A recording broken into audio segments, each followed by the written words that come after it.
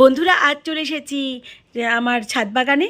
আর এখানে প্রচুর প্রচুর পরিমাণে বরবটি হয়েছে, সেটা আমি আপনাদের সাথে শেয়ার করে নেব। আর এই বরবটি তুলতে তুলতে আপনাদের সাথে দুটো মনের কথাও শেয়ার করব। অনেকে বলেন আমাদের 5 বছর আগে এই জিনিসটা হলে কি ভালোই হতো, বলেন কি না?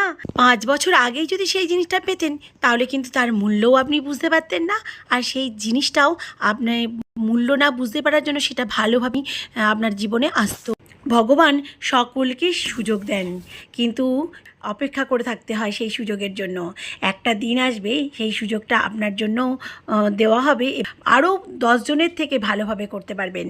সময় না হলে আপনি কোনো জিনিসটাই পাবেন না।